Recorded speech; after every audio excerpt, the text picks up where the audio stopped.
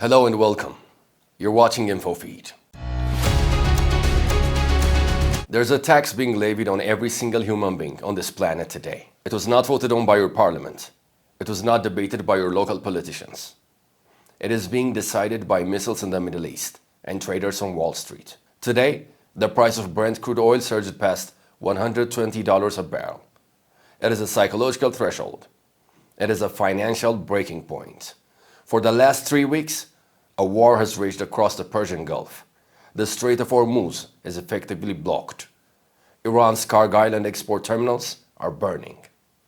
And the global economy is suddenly waking up to a terrifying reality.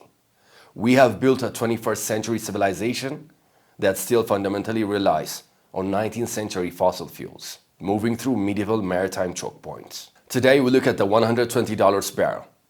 We ask, how did we get here? Who is quietly making billions of dollars while you struggle to fill your car?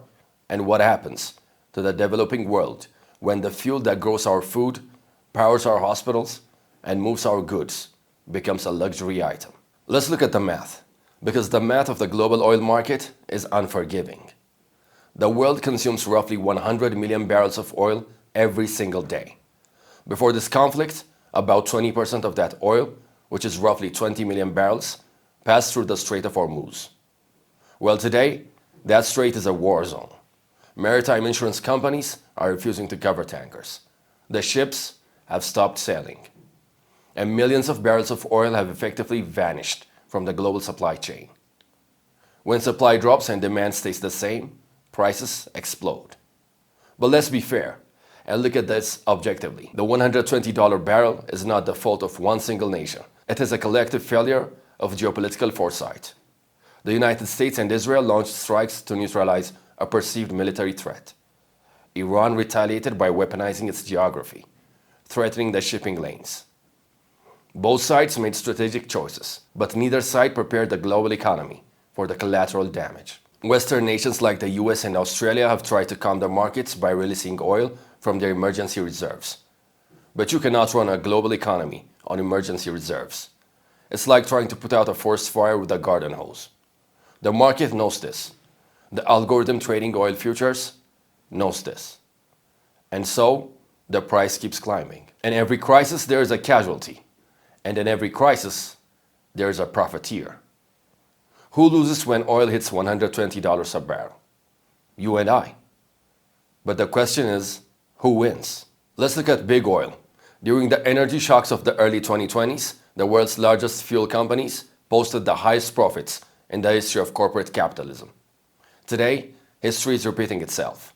As the price of crude skyrockets, the profit margins for companies pumping oil outside of the conflict zone in places like Texas, the North Sea, and Guyana are multiplying overnight. They did not innovate, they did not invent a better product. They simply benefited from a war they are not fighting. And then there is the geopolitical hypocrisy of the energy shield. Let's look at the United States. Washington is deeply involved in the Middle East conflict, yet because of the domestic fracking boom, the US is a net exporter of petroleum. Yes, the American consumer is paying more at the pump, which hurts, but the American economy is insulated. Europe, on the other hand, is completely exposed.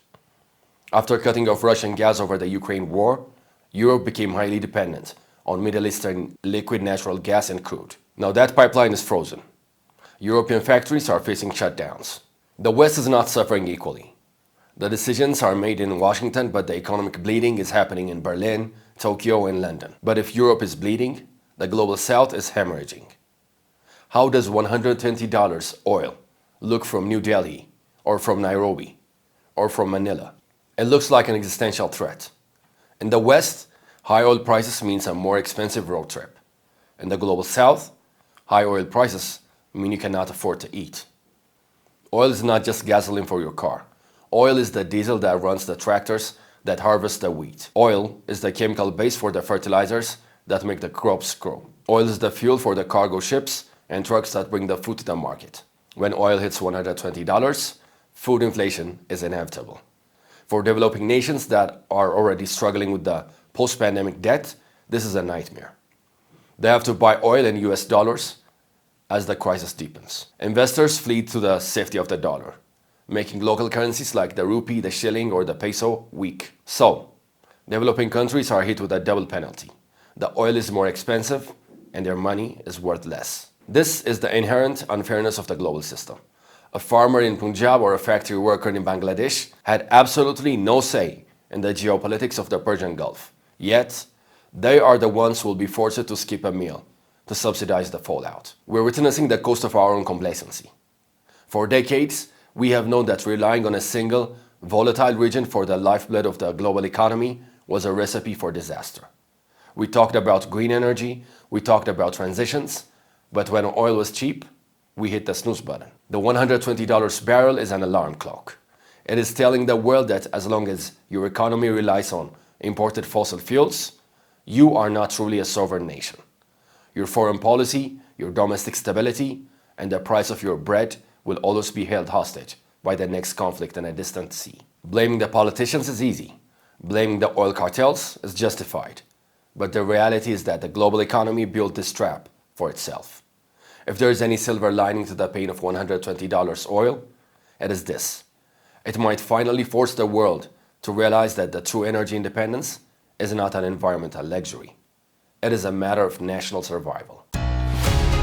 Facts inform, but stories transform.